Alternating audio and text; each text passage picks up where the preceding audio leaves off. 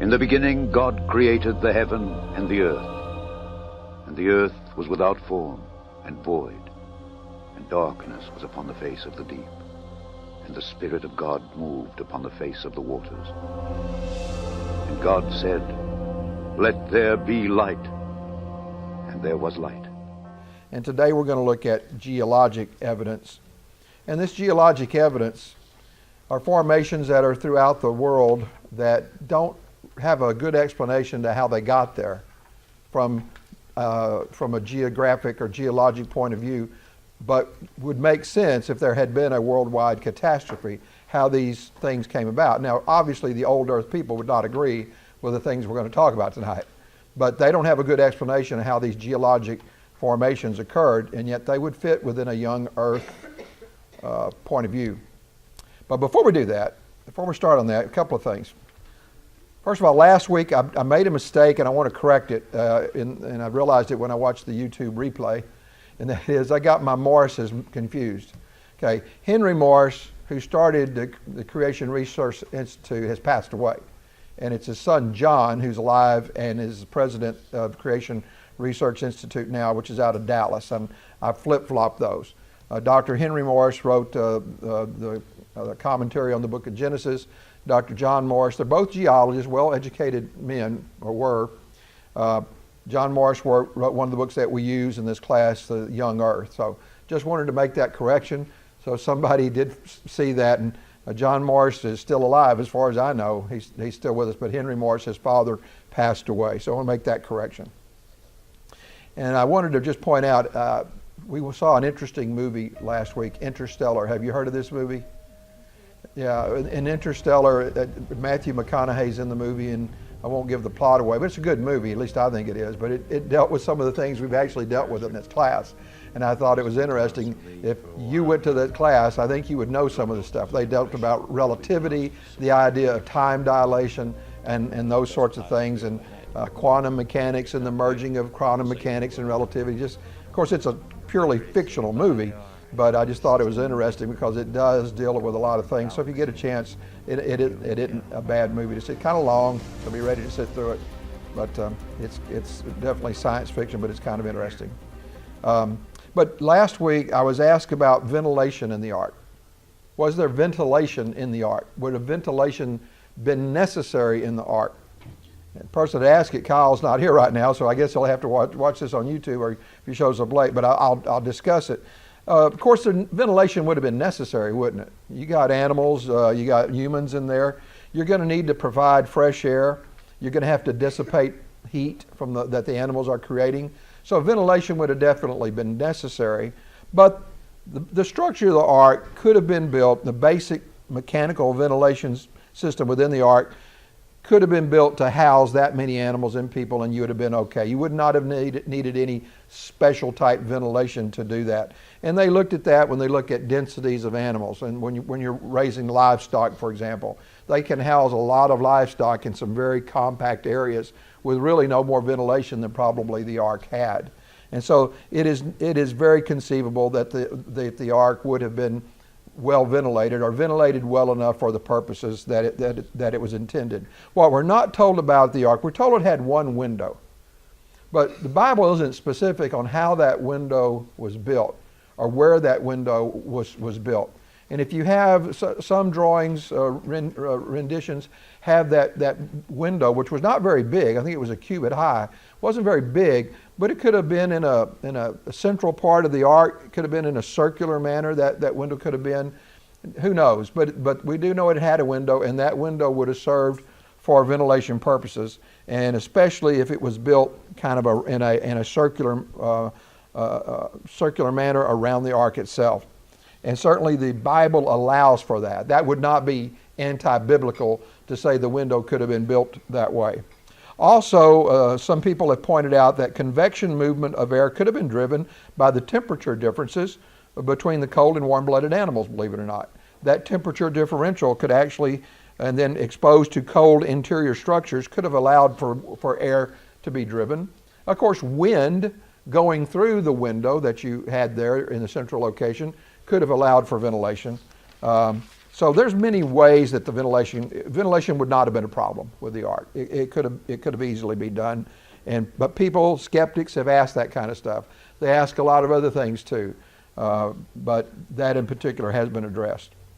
So last week we looked at again historical archaeological evidences, and we're going to go into geologic evidence. This is not going to take very long. After we do this, we'll be getting into our last subject, which is radiometric dating, some of which I think in the class have been waiting a while for us to do. But before we do that, it occurred to me that I need to clarify what different positions can be on this subject of young Earth, old Earth, and the flood and so forth. And I've come up with 4 categories. There may be more than that, but at least I've come up with 4 broad categories. And I'm talking about the non-believers. It's easy. The Bible's, a mythological book. I mean, and the earth clearly wasn't created in 7 days. They dismiss everything. So I'm not talking about that group, but that group, we'll brush them aside. They have that belief. But there are people that hold on to the biblical accounts and consider themselves Christians, but they have to jive the biblical account to whether or not they think it was allegorical or figurative, or whether or not the flood was allegorical or figurative, or whether it was real. And then there's some that say, no, it was not allegorical or figurative, but the flood doesn't explain geologic evidence, or doesn't explain all the geologic formation. So I kind of put these 4 groups together, and if you can think of others, let me know. But the first one, when you look at the choices that you have and still maintain that you believe in the Bible and consider yourself a Christian, the first one would believe that the earth is billions of years old and attribute the days in Genesis as being figurative, the gap theorist and the other progressive evolutionist theorists. And they would relate the flood of Noah as an allegorical story, or at most a flood that was local. So that's one group that I can think of. That's not the group we are, but I mean that's the group that there are people that are Christians that believe that this is the best explanation from the evidence that they see. What's another point of view? And we see this a lot. We see this point of view a lot as well. Another point of view is that we see the earth that was created, but it was created mature. So it has the appearance of age. So when you see all these geologic formations that appear to be millions of years old, they were created to look like they were millions of years old, but they're not. There's some validity to that argument. I don't particularly like it though.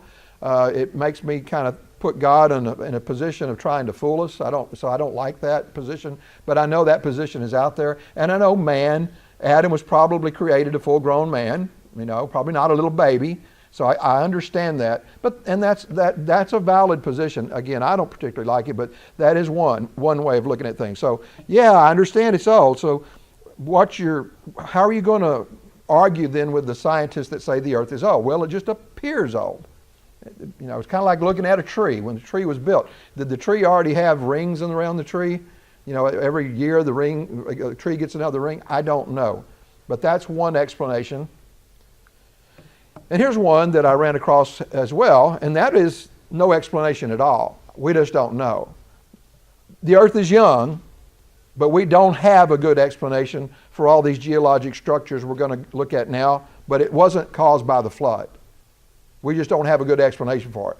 That explanation may be found at someday. This is sort of an agnostic view almost on an explanation. It's no explanation at all, but it says, no, the earth is young, but we don't have an explanation for the geologic formations that we're going to talk about today, and we've already looked at in this class. And then there's finally a view that's probably the one that most in this class will hold, and I lean this way, and that is their view that the earth is young, and the flood of Genesis was real, and the history of it is real, and it's adequate to explain the geologic formations we see in the world today. It's adequate to do that. It is another alternative explanation if you're talking to an old earth person, but the point is there's science behind it, and we've looked at some of that science already, and we'll look at some more tonight. So let's look at some of these. So what are we going to look at tonight are just, I guess you would call them anomalies. And some of these structures you've seen before. We've already looked at the Grand Canyon, so we're not going to go back to looking at the Grand Canyon. But these are sort of geologic anomalies that aren't explained real well, if things take millions and millions of years to occur. And the first one that we're going to look at is this Lake Baikal, and this is in Siberia. And a lot of this comes from James Hodges' book. Some of it comes from John Morse's book as well.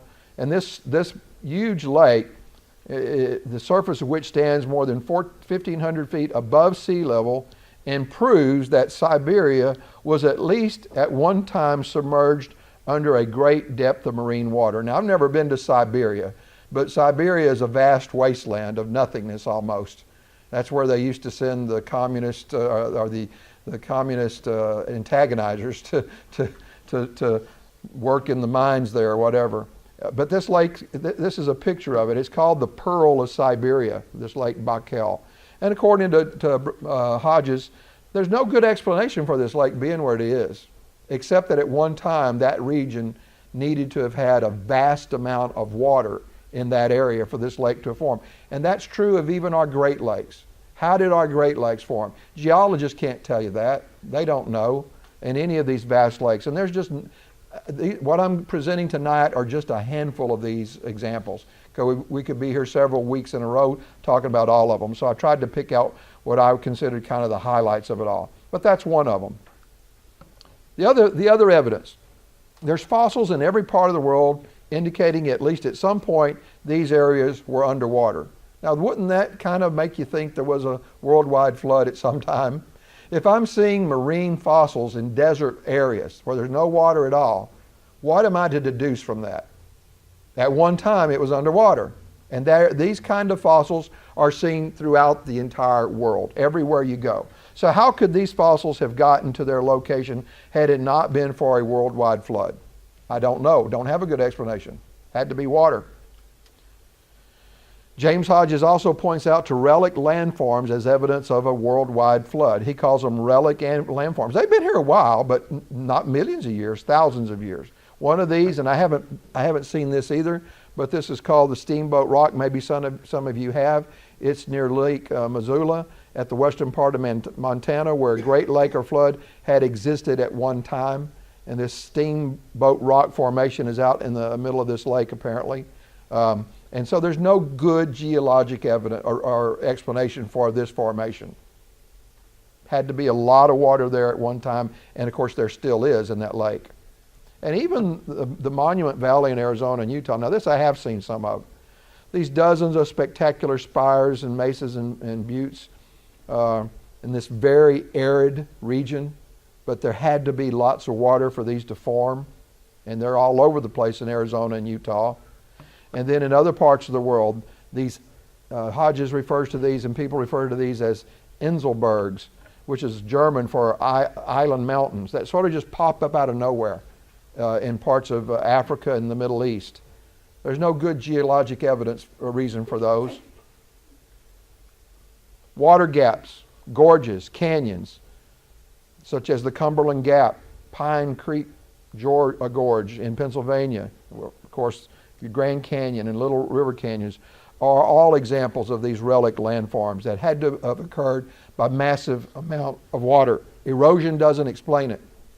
You would never get enough time if you looked at the Grand Canyon and some of these canyons looking at it from an erosion point of view. Just would not do it. So what is common in all these cases is that they had to be produced by massive water flow for at least a brief period of time that exceeds up to 1,000 times the water that is available there now. There's not that water there now. It's receded, it's gone, except in these lakes. Where did it go? It went into the ocean. It's not there anymore. The flood would explain this. This is from Hodges. So many landscape features around the world are enigmas when they are attributed to the result of weathering by normal climatic processes during millions of years, but are easily explained as the remnants of erosion by a regional or subregional flooding. Water gaps, wind gaps, gorges, and canyons, and areas with underfit streams and rivers are formed by flow of water several orders of the magnitude greater than possible with our modern climates. Most natural arches and bridges are located in arid areas, and those with a stream have a small underfit one, if there's a stream there at all. Underfit meaning just it's too small, can't explain it. So the bottom line is, and this comes from Rehwinkel as well and Hodges, the bottom line is all these features mentioned by both Rehwinkel and Hodges are consistent with a scenario associated with the recessive stages of a great flood, and indeed the flood referred to in Genesis. Any questions on that? And I know that I went through that real quickly. If you want more examples of that, I can refer you to those. But Hodges has just a ton of them, of these examples of these geologic formations which just don't fit by erosion and wind and things like that. Just doesn't make sense. They pop up out of nowhere. Okay, so we're going to get into radiometric, radioisotope dating. This is probably the most difficult thing we're going to talk about, to be blunt about it, because it's not conceptually not that easy to understand. I'm going to try to make it easy. Now, I'm not a chemist. I took a lot of chemistry in school, but I've tried to forget most of it. But I've retained just enough to be able to explain a little bit of this. And I'm going to try to make this as easy and simple as I can, because if you don't know a little bit of the science behind radiometric dating, then how can you argue about it? You know what I'm saying? How can you make any you got to know a little bit about, okay, how do they do that? What is at least the general concept of radiometric dating? Because that's what's used primarily to try to prove that the Earth is 4.5, 4.6, whatever billion years old, is radiometric dating. And the thing about it is, you go to any textbook, you know, any high school textbook, any college textbook that deals with this subject, and you're not going to hear any arguments against it. You're only going to hear arguments against it in a class like this, or if you read something of Dr. Morris or some of the rate group people that we're going to talk about. If you're interested in it, you can learn about it, but you ain't going to be getting this in a public school. You're probably not going to get it in a private school. You know, you're just not going to get what we're going to talk about, because it is assumed to be accurate. It's assumed to be absolute. It's assumed to be argument proof, but it's not, and we're going to see why it's not. And so that's at least in part how mankind has gotten at the 4.5, 4.6 billion years. So if the Earth truly is, if this was true, if this was absolute truth, then we're going to have to change our feeling on the book of Genesis, are we not? If it is, we're going to have to now say, well, maybe the progressive evolutionists have it right. I don't believe they do, don't get me wrong. But if this was true, if it was just absolute no argument against it. So we're going to present arguments against radiometric dating that are valid arguments and evidences that meet those arguments. But we're not going to be able to prove to the scientists that we're right. I can tell you that right now, because they have already established that what? The Earth is millions, billions of years old. The universe is billions. It's already in their paradigm. It's an anomaly. What you're talking about are anomalies. And so if you go into a scientific journal, go to a book, it's accurate, it's absolute method of dating. And to them, it's a closed book. But the first thing, and we're not even going to get to this right this minute, we're going to get to this probably more next week, maybe a little bit later on tonight. And the first thing to know about radiometric dating is that its validity relies on several assumptions for it to be true. Now, they may be right assumptions, they may be wrong assumptions, but they're assumptions nonetheless. And there are assumptions that cannot be proven one way or the other. They just have to be assumed, hence they're assumptions. And we're going to look at those assumptions. But once again, we're going to have to do a little chemistry. What are we dating with these radiometric dating things? We're looking at igneous rock. Again, I'm not a geologist, but you cannot use radiometric dating for sedimentary rock. And where do we find our fossils? Sedimentary rock. So when you see that these fossils are 10 million years old, or some ridiculous number, that cannot be determined by the dating of the rock that they're in. You understand that? Because those fossils are in sedimentary rock. So this is igneous rock. This is the kind of rock that a volcano would produce. Okay, it's molten hot rock spewed out of a volcano, let's say like St. Helens or someplace like that. And then that's the kind of rock that can be used, not sedimentary rock. So you need to know that first. There's only certain types of rocks that can be used for radiometric dating. Now, carbon-14 dating is used to date fossils. At least it's tried. It can date It can certainly date animals that have died to some extent. We're going to look at carbon-14 dating, but what you're going to find in this class is that carbon-14 dating comes closer to proving a young Earth than it does an old Earth. In fact, carbon-14 dating is our friend, and we'll see why later. But what we'll first look at is radiometric or radioisotopic dating, looking at igneous rock. Granite is probably the one that's looked at the most. And it, again, is at once was very hot molten rock that begins to cool. When this cooling occurs, it resets the rock. Okay, so when it starts to cool, you're resetting the rock. So if there is a volcanic explosion today, and you started dating that rock once it started cooling, how old should that rock be the first day you date it? Well, it should be 1 day old, right? It should be 1 day old. It's brand new rock. It's been reset by the volcanic action, the molten, and that's not a creationist assumption. That's a scientific assumption. That's what they would say. And so that's what happens when you have this molten rock coming from a volcano or some other part of the earth, then the whole clock starts all over again. And it's that cooling period that you're dating, because now you're going to start getting radioactive decay. When the rock starts cooling, that's when the radioactive decay is going to occur. Now, I don't want to insult anybody's intelligence, but again, I'm going to go through this and make it rudimentary as much as I can. We all know, we've been in this class, we've been through my class, we've studied some of this already, but all matter in the universe, as far as we know, is made up of atoms. And we would all agree with that, right? Everything, that's called the atomic theory. We're not going to get into string theory and all that jazz, but the atomic theory right now says everything is made up of atoms.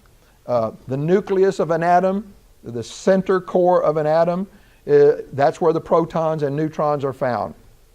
With the electrons, at least theoretically, schematically, with quantum mechanics, it don't exactly work this way. But at least conceptually, the electrons are spinning outside the core, the nucleus. And it's amazing if you look at how tight that core is versus where those electrons are at. It'd be like putting a BB in a football field, and the electrons are circulating outside the perimeter. That's how far away the electrons are actually from the nucleus. Not literally that far, but I'm talking about relatively speaking. So the electrons are way out there. It's the number of protons which makes up the atomic number which identifies the element. So that's kind of key to know here. So hydrogen has many protons. It's got 1. Helium's got how many? 2. Carbon's got how many? 6. So when you look at the protons, it's not the neutrons, it's the protons that identifies the element.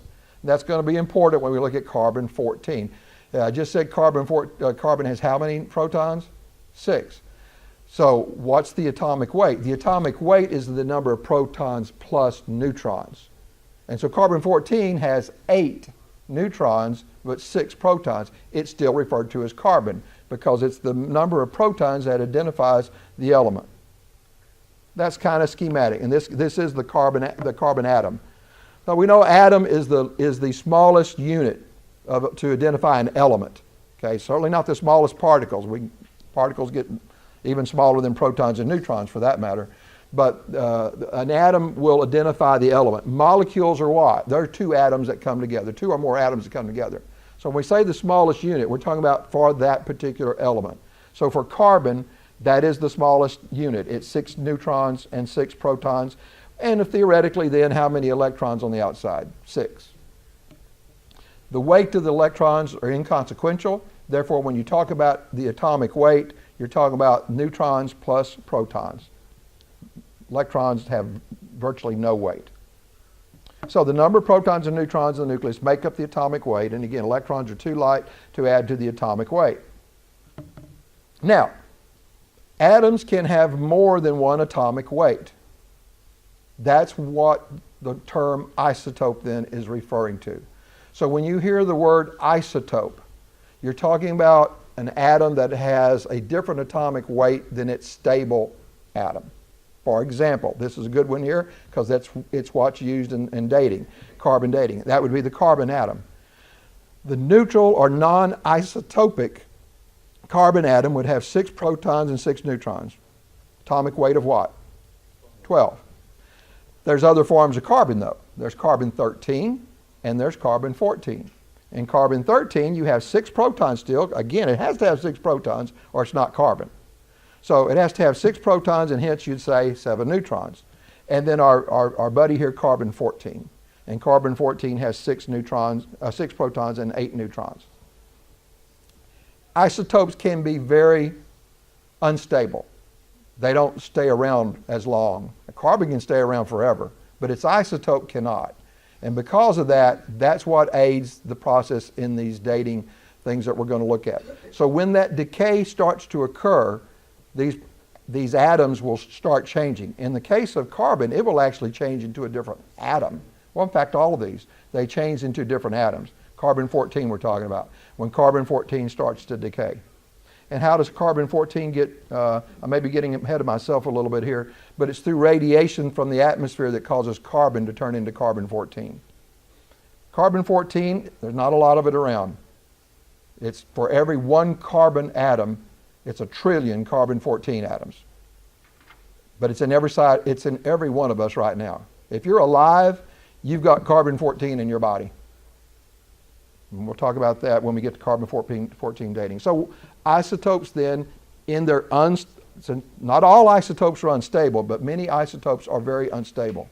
And the unstable ones are the ones that we use in these dating processes. And so uranium, there's different ones used. We're not going to talk about all the dating isotopes that we can talk about. We're going to talk about potassium, argon, and uranium and lead primarily, and then carbon-14. We're not going to spend a lot of time even on that. But I want you to know that there are other isotopes that are used to date things as well. These are probably the most common ones. Uranium is a popular one, and it has an atomic weight of 238. Again, that's protons and neutrons. And it can decay into lead. And then lead now, it turns into a different atom at that point. It becomes lead through this decay process, the unstable uranium-238. These things take time, and it's that time differential that is used to determine the age of the rock. That's how science does it. So in essence then, this is the basis of radioisotope dating. When an atom of an element decays into the atom of another element, and there's different decays, alpha, beta decay. Sometimes it's alpha, sometimes it's beta. We're not going to get into that detail. That would really be too much for me to handle, so we're not going to do that. But when different kind of decays do occur, knowing the half-life of this process, we can at least ostensibly calculate the age of the rock by determining the amount of parent element versus the amount of daughter element. So if we're looking at uranium, lead, which one would be the parent element in that scenario? Uranium. Which one would be the daughter element? Lead. Okay, if we're looking at carbon-14, well, that's kind of a different thing. But we're looking at potassium, argon. You got argon potassium that goes into argon. Potassium is the parent, argon is the daughter. And so by knowing how long all that process takes, supposedly then, or ostensibly, you can identify the age of that rock. Now, this is carbon-14. Carbon-14 has a short half-life. It decays very quickly compared to the others that we're going to look at. It's a 5,730 half-life. What that means is the amount of carbon-14 that you would be measuring would be cut in half at 5,730 years, whatever that number is. Now it's very small. It's 1 carbon-12 equals, 1 trillion carbon-12 equals 1 carbon-14. So this chart kind of goes through here, calculated years before you would, during the half-life when you would lose half of that carbon-14. By the time you get down to about 18 half-lives, which is only 103,000 years, there's no measurable carbon-14. So you understand why carbon-14 cannot be used to measure things that are millions of years old. You're not going to have any around after 100,000 years. That would not be traceable. Now, these other atoms have much longer half-lives. So by measuring the amount of daughter element in a rock and knowing the half-life or the decay rate, then the rock dating is accomplished. So the common elements that are used, we've already talked, but uranium, potassium, carbon. Uranium with an atomic weight of 238 decays into lead with an atomic weight of 206. What's its half-life? Pretty long, 4.47 billion years. That's how long it should take for that to occur. Potassium decays into argon. That takes 1.25 billion years. So you're not going to be using those dating methods to date a fish that you found fossilized in the bottom of a lake somewhere or bottom of an ocean somewhere, are you? Not going to work. Then carbon-14, as we said, and carbon-14 turns into nitrogen-14. Still has the number 14. But instead of 6 protons, it'll have how many? You've been listening. 7. Okay. So again, concept, daughter, parent, daughter, or son. Not to be sexist here, I guess it could be a son.